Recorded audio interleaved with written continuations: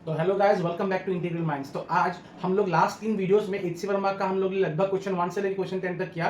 तो अभी हम लोग को थोड़ा सा मतलब फोर्सेस के बारे में और न्यूटन्स लॉज ऑफ मोशंस के बारे में हम लोग को थोड़ा बहुत ज्ञान हुआ, लेकिन exactly Newton's law of motion समझना बहुत जरूरी है। तो मैं सोचा वो एक्सरसाइजेस को कराने के अलावा why don't I make a video on what are this, मतलब न्यूटन्स लॉज ऑफ मोशन क्या है और ये 3 लॉज ऑफ मोशन जो है वो एक्ट कैसे करता है, वो काम कैसे करता है। तो इसी को समझने के लिए आज हम लोग ये 3 लॉज ऑफ मोशन के बारे में अच्छी तरह सीखेंगे। तो पहला है लॉ ऑफ इनर्शिया। तो हम लोग एक्सपेरिमेंटल बेसिस में भी हम लोग करेंगे। लॉ ऑफ इनर्शिया कैसा है, ये बोलता है कि कोई भी एक बॉडी अगर वो मोशन में है, दो केस हो सकता है, अगर वो मोशन में है तो वो मोशन में ही रहना पसंद करेगा until and unless disturbed by some other force, disturbed by force external, इसको एक्सटर्नल बोलेंगे, ठीक है।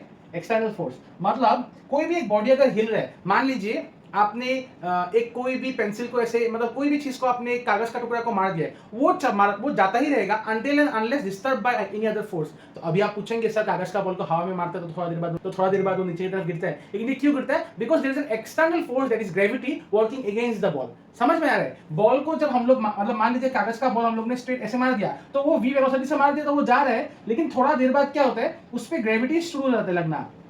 थोड़ा देर नहीं, मतलब मारने के तुरंत बाद ग्रेविटी शुरू हो जाता है, तो वो ग्रेविटी की वजह से वो जो कागज का बॉल है वो धीरे धीरे अपना मोशन ऐसे करके गिर जाता है। और इस मोशन, इस पार्ट को हम लोग प्रोजेक्टाइल मोशन बोलते हैं ना, इसी को प्रोजेक्टाइल बोलते हैं। तो ये कोई भी एक बॉडी मोशन में रहना पसंद करेगा until disturbed by some external force। इसको हम लोग प्रैक्टिकली भी देखेंगे, ठीक है। और दूसरा चीज है कि वो बॉडी, कोई भी एक बॉडी अगर रेस्ट पे है, और कोई भी एक बॉडी अगर रेस्ट पे है तो वो रेस्ट पे रहना पसंद करेगा until and unless disturbed by external force. मतलब क्या, कोई भी एक बॉडी मोशन में रहेगा अगर वो पहले से मोशन में है और until and unless disturbed by some external force, और कोई भी एक बॉडी रेस्ट पे रहेगा अगर वो रेस्ट पे ही है until and unless disturbed by any other force। मतलब अगर एक पत्थर, अगर एक मास वो जमीन में गिरा हुआ है तो वो जमीन पे गिरा रहेगा until and unless आप उसको उठा के फेंकते हो या फिर कोई फोर्स लगाते हो। समझ में आ रहा है? तो ये दो चीज, इसको बोलते हैं लॉ ऑफ इनर्शिया। तो law of inertia Newton's first law of motion है, ठीक है, फर्स्ट लॉ ऑफ मोशन है। तो इसको अभी हम लोग थोड़ा प्रैक्टिकल से समझते हैं क्या होता है। आप लोग इसको घर पे भी प्रैक्टिकल कर सकते हो। गाइस, अभी first law of motion, law of inertia को समझने के लिए आइए एग्जांपल का सहायता लेते हैं।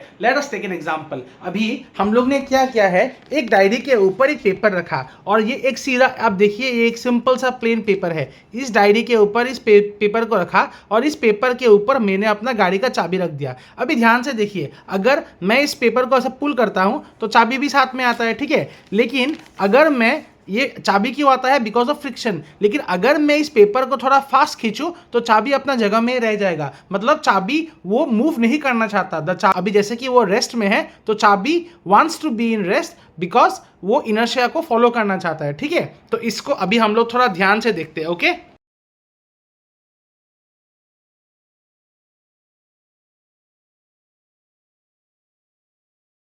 जैसा आपने अभी एग्जांपल में देखा, वो डायरी के ऊपर, ये डायरी मान लेते हैं, वो डायरी के ऊपर एक पतला सा पेपर हमने रखा था और उसके ऊपर हमने अपना गाड़ी का चाबी रखा, ये कीज रखा था। तो अभी जब पेपर को हम लोग ने बहुत फास्ट पुल किया तो क्या हुआ, चाबी जो है वो रेस्ट पे था। तो ये चाबी को रेस्ट पे ही रहना था, उसको मूव नहीं करना, क्योंकि न्यूटन्स के पहले लॉ ने क्या कहा है कि body will be at rest until and unless disturbed by external force। तो जब भी हम लोग इसको बहुत जोर से खींच देते हैं तो बहुत जोर से खींचने के कारण, इनर्शिया के कारण बॉडी अपना जगह में रहने का ट्राई करता है। तो ये फर्स्ट लॉ ऑफ मोशन आपका एग्जांपल के कारण क्लियर हो चुका है, ठीक है। तो अभी हम लोग आते हैं सेकेंड लॉ के ऊपर। तो गाइज अभी हम लोग चलते हैं सेकेंड लॉ ऑफ मोशन के ऊपर। तो न्यूटन्स लॉ ऑफ मोशन कहता है कि force applied on a body is equal to mass of the body times acceleration.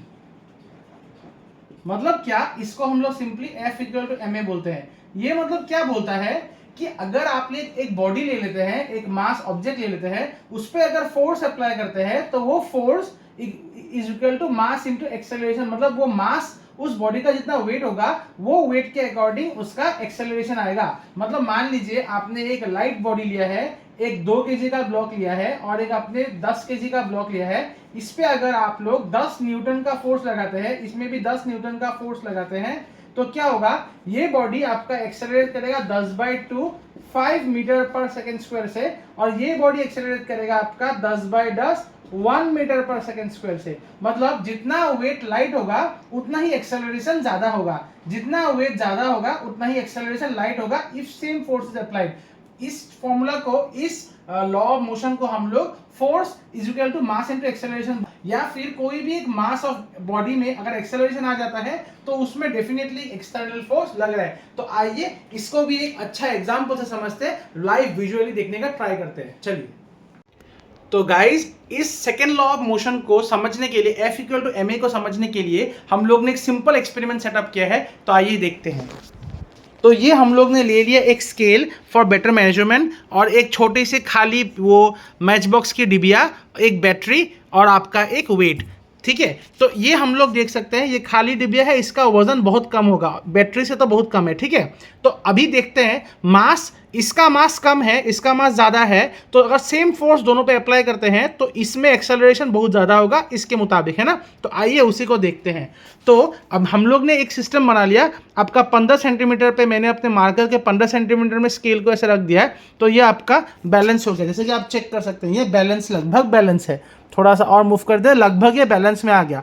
तो अभी अगर हम लोग ये मैच बॉक्स को इसमें डालते हैं तो ये नीचे आ गया, और ये आपका, ये वेट को मैं इतना हाइट से रखूँगा, तो सेम फोर्स दोनों केस में, अगर मैं वेट को यहाँ से फेंकूंगा तो दोनों केस में ही आपका फोर्स इस जगह में फोर्स सेम लगेगा।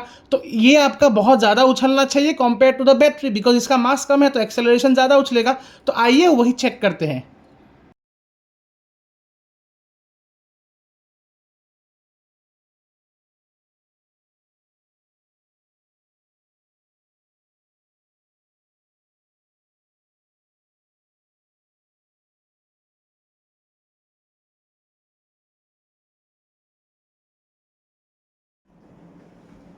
तो गाइस, वीडियो से आप लोग ने क्या समझा कि जो मैच बॉक्स थी, मैच बॉक्स बहुत कम, लेस वेट था उसका, लेस मास, लेकिन आपका जो बैटरी था वो हाई मास था। तो दोनों में सेम फोर्स अप्लाई हुआ, सेम फोर्स, लेकिन इसका एक्सेलरेशन कम था, इसका एक्सेलरेशन ज्यादा था, क्योंकि लेस मास मतलब सेम एक्सेलरेशन, क्योंकि F इक्वल टू ma दोनों केस में है।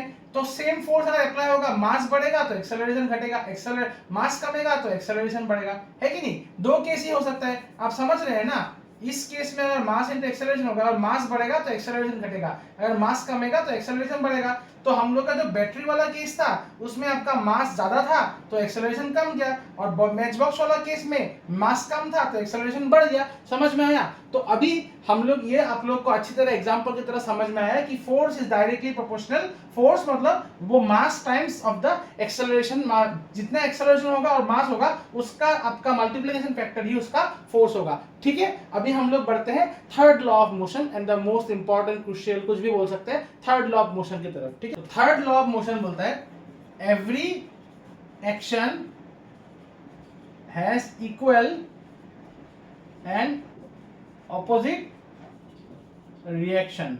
मतलब मान लीजिए ये टेबल है, ये टेबल में आपने एक ब्लॉक रख दिया मास m का, तो वो नीचे की तरफ mg फोर्स लगा रहा है, तो वो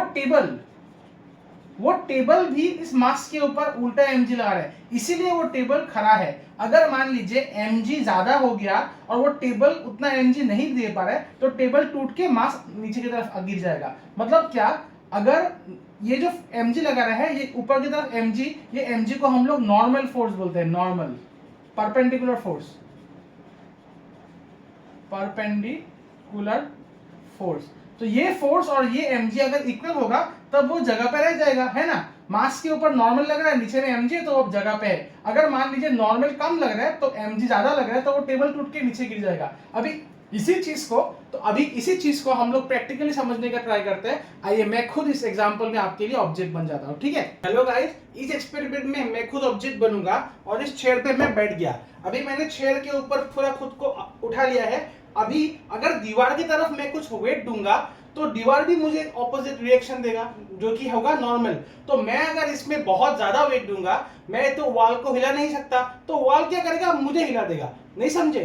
चलिए समझते हैं। मैं इसमें वेट बढ़ा रहा हूं धीरे धीरे करके। जब मैं कुछ ज्यादा फोर्स लगाने का ट्राई करूंगा तो मैं देखिए पीछे की तरफ जा रहा हूं। क्यों जा रहा हूं? क्योंकि मैं जितना फोर्स लगा रहा हूं ये वॉल भी मुझ पे उतना ही ऑपोजिट नॉर्मल लगा रहा है। तो अभी मैं जितना फोर्स लगाऊंगा नॉर्मल में ज्यादा लगते जा रहा है, तो एक ऐसा पॉइंट आ जाएगा कि मेरा जो टेबल का फ्रिक्शन है नीचे वो मुझे नहीं रोक पाएगा और ये नॉर्मल ज्यादा बढ़ जाएगा। तो नॉर्मल बढ़ने की वजह से मैं ऐसे पीछे की तरफ चला जाऊंगा। आप समझ रहे हैं? मैं जितना आगे फोर्स लगाऊंगा मैं पीछे की तरफ जा रहा हूं, क्योंकि मैं इस वॉल को, इस दीवार को मैं नहीं हिला पाऊंगा, लेकिन ये दीवार मुझे पीछे की तरफ खींच देगा।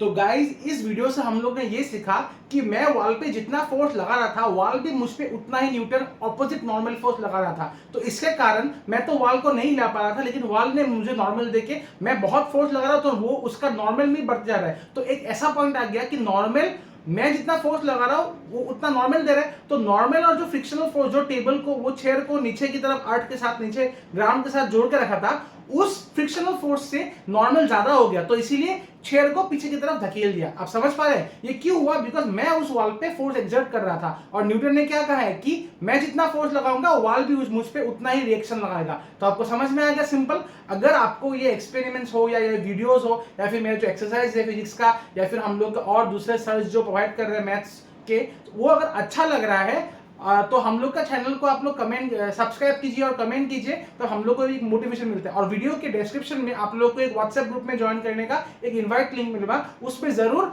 आप लोग फॉलो कीजिए, उसमें जरूर लाइक कीजिए, उसमें जरूर ज्वाइन कीजिए, सो दैट हम लोग को और मोटिवेशन मिले कुछ अच्छा वीडियोस बनाने के लिए, आप लोग के लिए ऑफलाइन और ऑनलाइन क्लास लाने के लिए, ताकि आप लोग कॉन्सेप्ट्स को ज्यादा अच्छी तरह और वेरी इजीली समझ सको। ठीक है? तो अगर वीडियो को अच्छा लगे तो लाइक शेयर एंड सब्सक्राइब करना।